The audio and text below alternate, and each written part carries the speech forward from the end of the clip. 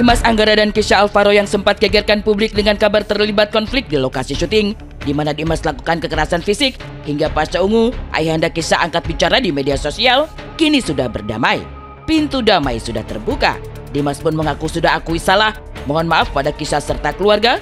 Semuanya, hari ini tanggal 24 Juni 2025, saya sudah bertemu dengan Kesha Alvaro di Screenplay.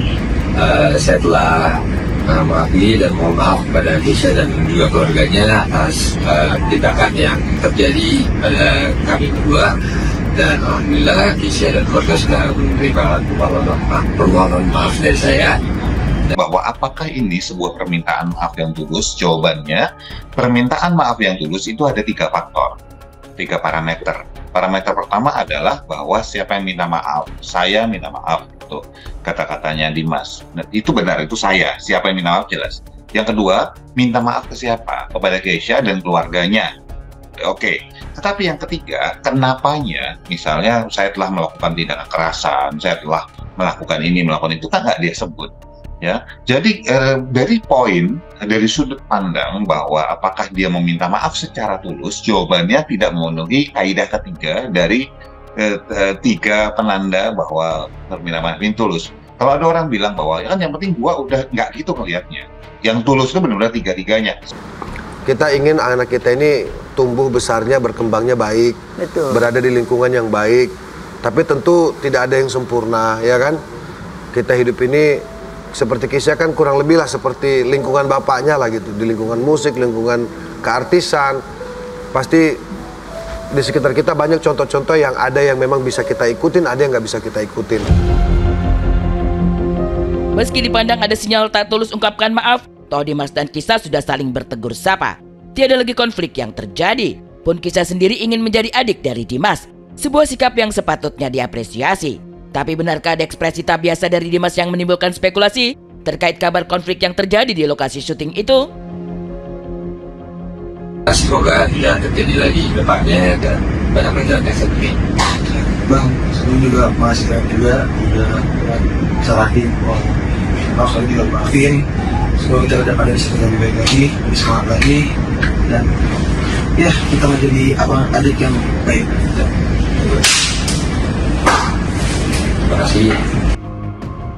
Dari sudut pandang ekspresi, saya tidak melihat ada ekspresi misalnya kegugupan dari atau nervous, atau tegang, atau takut, atau marah dari Dimas dan Kesha. Jadi buat saya ini aneh, gitu ya. Buat saya cukup aneh, ya. Kalaupun misalnya dibilang bahwa kenapa aneh? Ketika orang itu mengalami sebuah represi atau dibully, ada bentuk satu trauma atau ada bentuk kemarahan yang terpendam di dalam atau kerasa takut. Dan walaupun dalam klarifikasi ekspresi itu akan keluar walaupun sedikit, ini nggak keluar sama sekali. Tidak saja ada sinyal yang tak tulus permintaan maaf Dimas terhadap Kesha dan keluarga, pun Dimas dipandang tak tampilkan ekspresi gugup, takut maupun marah. Demikian pula Kesha. Mungkinkah kabar konflik yang sampai bikin Pasha angkat bicara serta Okky Agustina pun bersuara di media sosial sebatas gimmick belaka? Ini buat saya jadinya kayak aman karena dia nggak nyebut kekerasan, penganiayaan segala macam. Video itu tidak bisa dijadikan bukti bahwa telah terjadi sebuah tindak pidana kekerasan, penganiayaan. Aman. Ya, kalau dihubungkan dengan yang kedua ini tidak ada ekspresi, sehingga sangat wajar orang berpikir bahwa ini gimmick. Dan kalau misalnya ini gimmick, kan ada pendukung, ya pendukungnya siapa? Dari ibunya, dari keluarganya, dari bapaknya, gitu, dari Pasha. Loh, sekarang pertanyaannya, pendukung jangan orang sekelilingnya. Kan katanya, kan ketika di take dia mencengkram gitu, terus adegannya gitu, ditendang gitu kan, tampilin aja. Benar kejadiannya kayak apa? Kalau dibilang yang sebelumnya off cam ya. Apakah bisa saya salah? Bisa. Tapi sekarang buktikan kalau misalnya salah. Buktikan bahwa ini bukan cuma gimmick. Buktikan bahwa ini bukan berusaha mendongkrak Apakah itu proyeknya, apakah itu individu-individunya, ya buktikan aja. Di acting sebenarnya kita lebih ke arah pengembangan ya. Yang penting benang merahnya jangan sampai keluar dari ceritanya, seperti itu. Kalau kita biasanya akan ada yang namanya diskusi di antara pemain, kita mau ngebawanya seperti apa, emosinya mau seberapa, dan mau seperti apa juga untuk actionnya, mau physical touch-nya mau sampai seberapa, biasanya sudah ada omongan juga. Kalau berbeda pendapat sih pasti pernah lah sesama pemain gitu. Tapi kalau sampai ada adu fisik, kayak kalau perempuan enggak ya. Nggak pernah, aku nggak pernah ngalamin sih.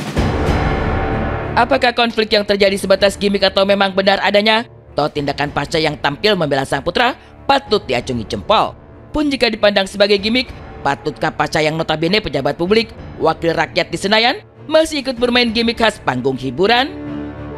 Saya tidak bisa 24 jam ngontrol dia, tapi saya bilang saya 24 jam apapun yang Kisah mau sampein, Kisah mau ngomongin, pokoknya lapor ke ayah gitu kan. Kalau telepon belum diangkat, WA pasti ayah baca dan pasti ayah telepon balik. Di sisi lain, sosok Dimas Anggara yang nyaris tak terdengar bermain sensasi serta gimmick demi dongkrak popularitas, sepatutnya kecil kemungkinan jika suami Nadine Chandrawinata ini rela bermain gimmick demi jadi sorotan. Demikian pula Kisah yang tak pernah tampil dengan sensasi sedari dulu.